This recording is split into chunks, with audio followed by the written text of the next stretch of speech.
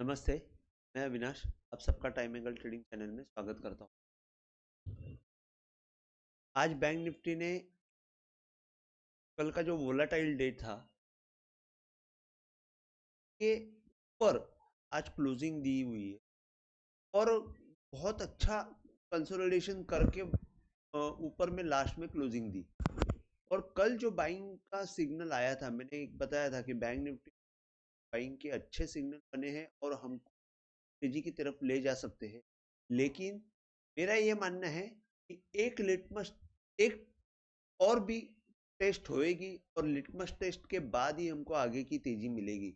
लेकिन अभी भी ये जो पैटर्न बना हुआ है बैंक निफ्टी में, इतना बढ़िया पैटर्न बना हुआ है कि आप देखेंगे ये लो के नीचे लो, ये हाई का अपवर्ड एंगल, हाई के ऊपर जो मैंने टाइम एंगल डाला हुआ है, और वो टाइम एंगल के ऊपर कल एक्चुअली ऊपर जाके यहाँ पे बाय का सिग्नल दे के नीचे की तरफ आ गई थी। एक एक समय के लिए मैं भी थोड़ा सा ये हुआ था कि यहाँ पे एक थोड़ा सा सेलिंग वापस प्रेशर बनता है क्या।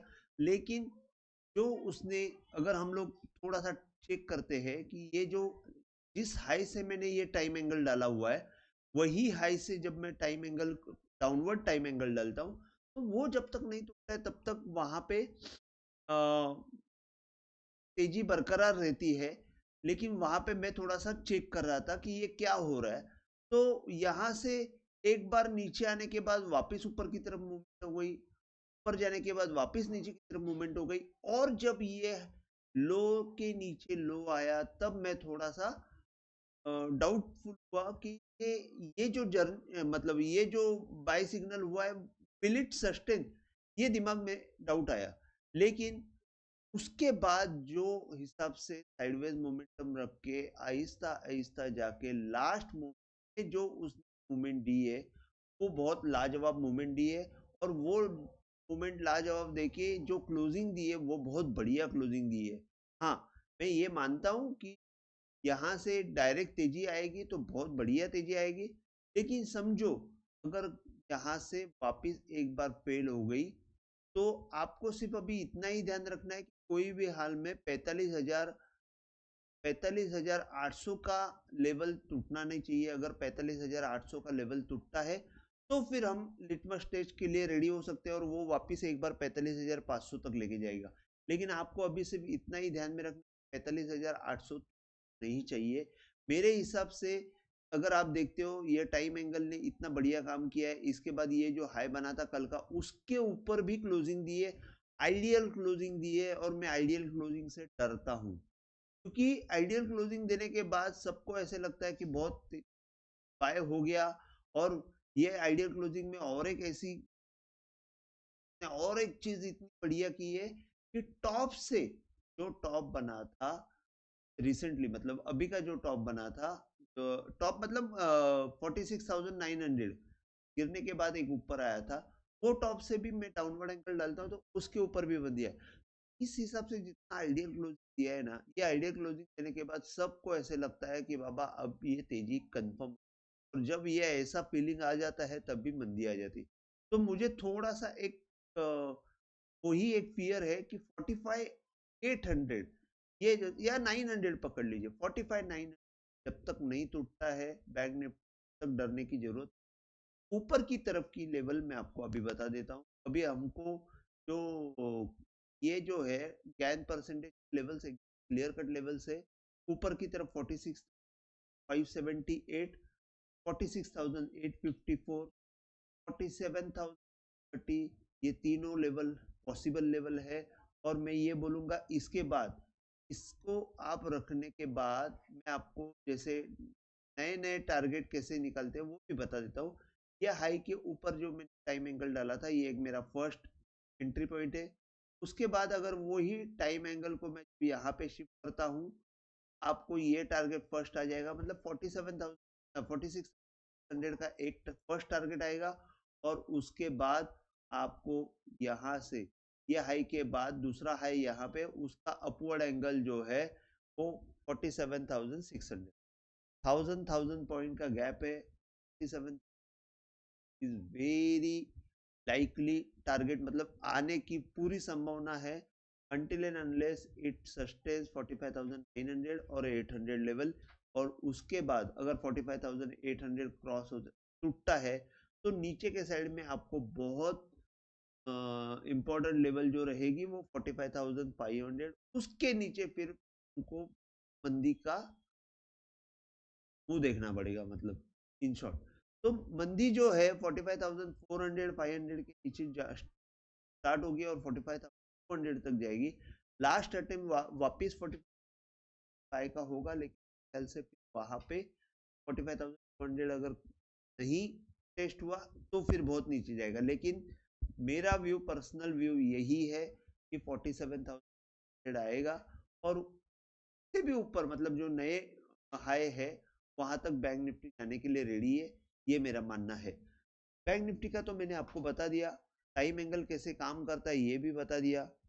कल आपको मैं सिंपल फॉर्मूला बता दिया है कि लो के नीचे अगर लो जाता है, ये लो के नीचे अगर लो जाता है, तो कोई भी लो के नीचे लो, तो आपको टाइम एंगल हाई के ऊपर डालना है, के बीच का जो हाई रहेगा उस पर डालना है, और वो बाय को आपको कंसिडर करना है। और जब तक टाइम एंगल के नीचे मूवमेंट नहीं आती है तब तक आपको सस्टेन मतलब खड़ा रहना है वो मूवमेंट में, बस इतना ही करना है।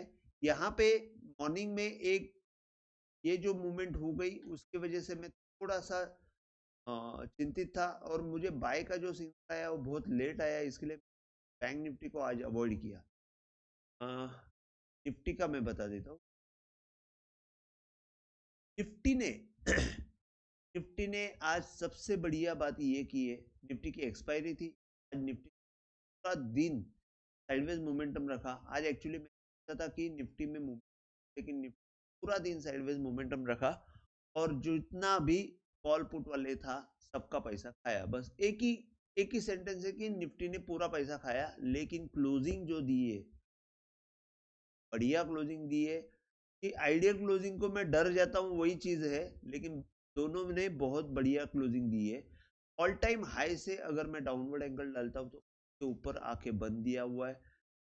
यहाँ पे लो के नीचे लो मारने के बाद जो हाई से मैं टाइम एंगल डालता हूँ तो के ऊपर बंद दिया है और बाय अच्छी तरह दिया है। दिन भर वो टाइम एंगल के नीचे आई नहीं की मूव के बाद यहाँ से सेकंड जो टाइम एंगल जो था और उसके बीच में कितना बढ़िया काम किया है आप देख सकते हो।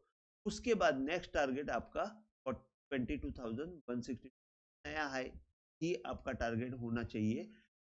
तो ये जो है टाइम एंगल ने कितना बढ़िया काम किया है आप देख सकते हो। यहाँ पे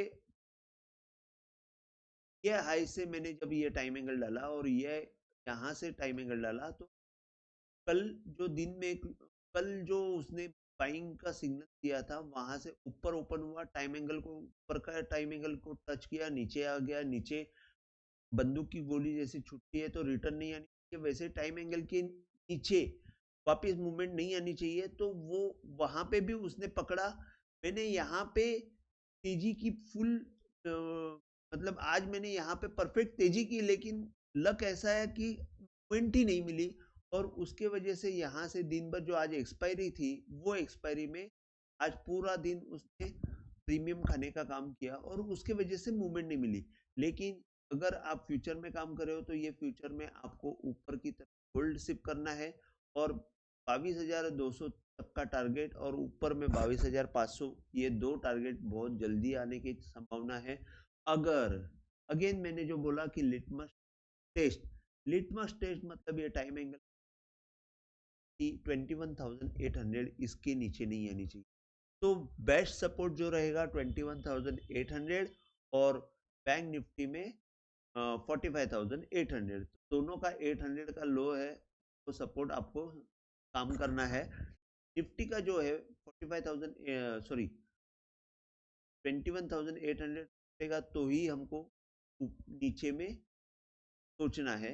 तब तक ऊपर का जो टारगेट है, शॉर्ट टर्म टारगेट 22,000, 22,063, 22,122, जो भी आपको यहाँ पे ऊपर ऊपर की जो लेवल दिख रही है वो सब शॉर्ट टर्म टारगेट है। यहाँ पे फर्स्ट टारगेट में कंसिडर करता हूँ 22,000 का, और उसके बाद डायरेक्ट 22,241। तो मैं ये दो टारगेट को बहुत इंपॉर्टेंट दूंगा क्योंकि ये सेकंड लेवल है और ये थर्ड लेवल है। ये ऊपर के टारगेट्स तो आते रहेंगे, टाइम एंगल से भी ये वही टारगेट आ रहे हैं और मैच हो रहे हैं। तो यहाँ पे आपको सिर्फ नीचे का जो सपोर्ट है वहां पे आपको ध्यान रखना है, तब तक तेजी को होल्ड करेंगे, आपको अच्छा रिजल्ट मिलेगा। इसके बाद मैं आपको डाउनवर्ड एंगल आया, कैसे बाय का सिग्नल जनरेट हुआ ये भी बताया। आज के दिन का अगर हम लोग देखते हैं तो यहाँ पे आप देखेंगे अगेन यहाँ पे भी सेम एक थोड़ी सी, लेकिन मैं टाइम एंगल की वजह से बहुत कंफ्यूज, ये लो की नीचे, जैसे ये हाई के ऊपर ये हाई गया तो ये लो का टूटना नहीं चाहिए, उस हिसाब से यहाँ पे होल्ड किया। तेजी करने के बाद रिजल्ट नहीं आया वो अलग चीज़ है, लेकिन कभी ना कभी तो रिजल्ट आएगा, ये भी एक सच है। तो आपको उसके लिए, हाँ मैं आपको ये बताने वाला था कि लिटमस टेस्ट जो है वो 41,800 तक का रह सकता है एक बार। आपको अगर नीचे आती है तो तेजी में 21,800 का स्टॉप लॉस तेजी कर सकती है, लेकिन 21,800 के नीचे आपको रुकना नहीं है। अगर 21,800 टूटा है तो 600 तक 600 तक की मूवमेंट आपको वापस आती हुई दिखेगी। तो आज के लिए बस इतना ही। अगर आपको वीडियो पसंद आया हो तो प्लीज़ आप शेयर कीजिए, लाइक कीजिए और सब्सक्राइब कीजिए। जय हिंद।